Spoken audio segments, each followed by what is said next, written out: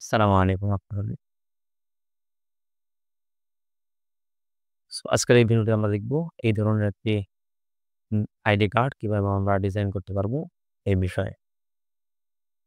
এর জন্য সর্বপ্রথম আমাদেরকে আর্টবোর্ড নিয়ে নিতে হবে।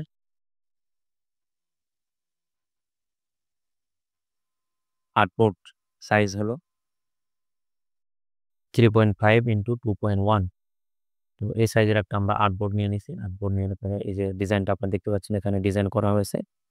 এই ডিজাইনটাকে আমি সর্বপ্রথমে পাশে রেখে দিচ্ছি।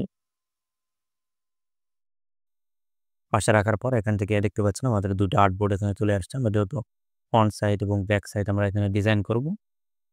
এটাকে আমরা এভাবে পাশে রাখলাম। রাখার পরে এখান থেকে আমরা রেক্টেঙ্গেল টুল নিলাম। রেক্টেঙ্গেল টুল নেওয়ার পরে এখান থেকে আমরা এভাবে ড্র্যাগ করব।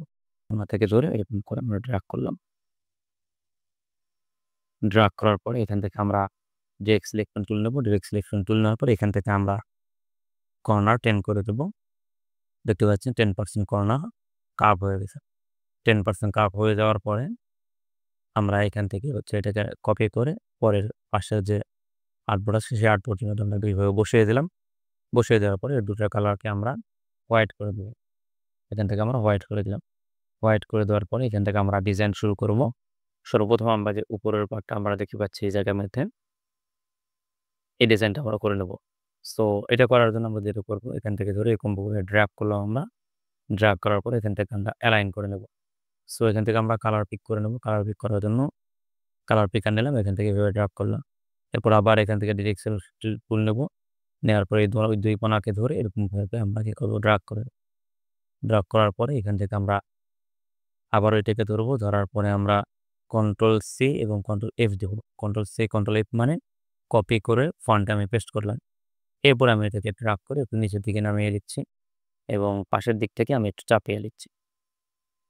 দেখতে পাচ্ছেন আমি একটু চাপিয়ে দিলাম। এরপরে এটাকে কালারটা আমরা চেঞ্জ করে দেবো এখান থেকে। কালারটাকে আমরা চেঞ্জ করে দিলাম।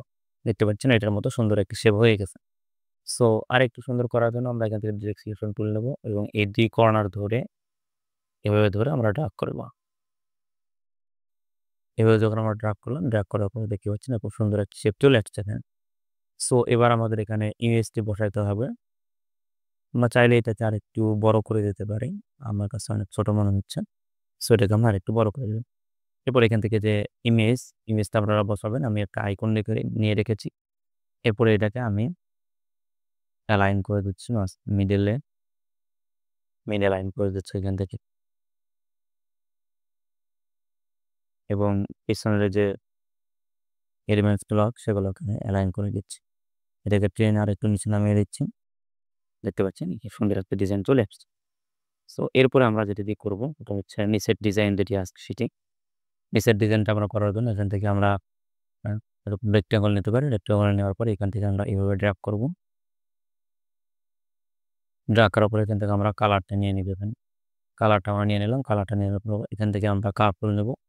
কার্ভ টুল নেওয়ার পরে এখান থেকে আমরা এভাবে ড্র্যাগ করব নিচের দিকে। নিচের দিকে যদি ড্র্যাগ করি তাহলে এরকম একটা ডিজাইন চলে আসবে। এটাকে টেনে আমি আরেকটু লম্বা করে দিচ্ছি। এটাকে আমি কপি করে উপরে উঠাইয়া দেবো এবং এটার কালারটা আমরা হলুদ করে দেবো এবং এটাকে আমরা আ রাইট ক্লিক করে অ্যারেঞ্জ থেকে সেন্ড টু ব্যাক করে দিলাম। সেন্ড টু ব্যাক করে দেওয়ার পরে আবার এখানে কন্ট্রোল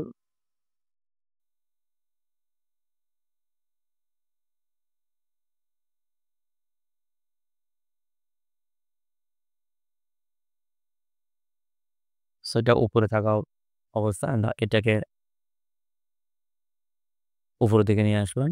উপরে নিয়ে আসার পরে এটাকে আমরা এভাবে ধরে আরেকটু উপর দিকে উঠিয়ে দিতে পারি এবং এখানে আমরা যে কাজটা করতে পারি, এখানে যে কোণা দেখা যাচ্ছে যে কোণাটা, এটা আমরা বাড়ানোর জন্য যেটা করতে পারি সেটা হলো এখান থেকে কার্ভ টুল নিয়ে এটাকে আমরা আরেকটু কার্ভ করে ভেতরে ঢুকিয়ে দিতে পারি। অথবা যদি আমরা উপরেরটাকে ধরি, উপরেরটাকে ধরে আরেকটু উপর দিকে উঠিয়ে দিই, দেখেন তাহলে এরকম ডিজাইন হয়ে গেছে। ২ টাকে আমরা একসাথে ধরলাম, একত্রিত করে ধরার পরে এখান থেকে আমরা শেপ বিলার টুল নিলাম। শেপ বিলার টুল নেওয়ার পরে এখানে একটা ক্লিক করব এবং এখানে আসার পরে এই জায়গাটা ক্লিক করব। এরপরে আমরা চাইলে এখান থেকে ব্যাক সাইডে যে আমাদের যে হলুদ ক্লিপ ম্যাচ ছিল সেটা আমরা ডিলিট করে দেবো। এখান থেকে আমরা আবার ড্রাফট করে নিচের দিকে নামাই। এরপরে আমরা এখান থেকে টেক্সটগুলোকে বসিয়ে দেবো। টেক্সটগুলো আমি বসানোর জন্য এখান থেকে যে টেক্সটগুলো আছে এটাকে আমি কপি করে নিয়ে যাচ্ছি।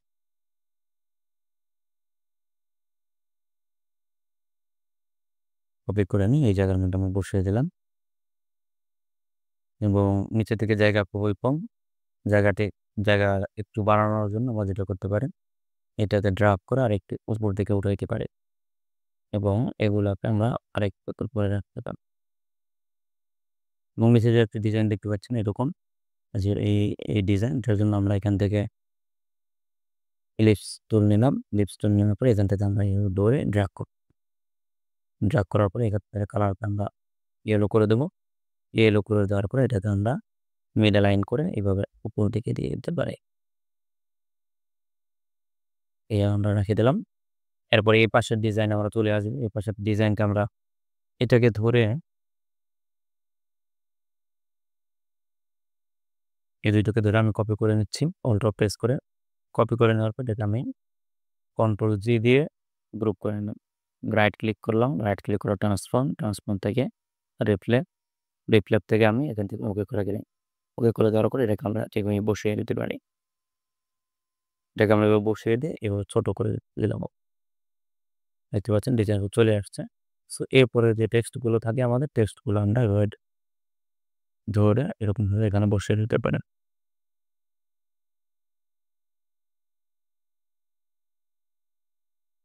এইখানে আমরা ওভাবে বসিয়ে দিলাম। দেখতে পাচ্ছেন সুন্দরভাবে বসে গেছে। এরপর এখান থেকে আমরা অ্যালাইন করে দিলাম, মিডিয়ান করে দেওয়ার পরে এখান থেকে আমরা যেটা করতে পারি এই ডিজাইনটাকে আমরা এইখানে এটা করতে পারি এবং এটাকে ধরে আমরা উভয় দিতে দিয়ে দিতে পারি এবং এখান থেকে যে আমাদের লোগোটি, সেই লোগোটা আমরা এখানে বসিয়ে দিল এবং এটাকে আমরা অ্যালাইন করে দেব। দেখতে পাচ্ছেন ডিজাইনটি সুন্দরভাবে বসে গেছে।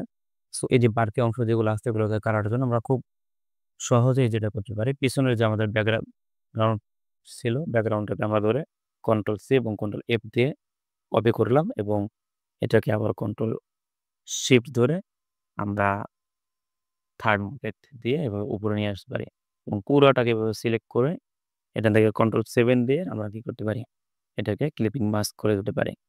সো এটাকে সেমভাবে আমরা করব, কন্ট্রোল সি কন্ট্রোল এফ, এরপরে কন্ট্রোল শিফট ধরে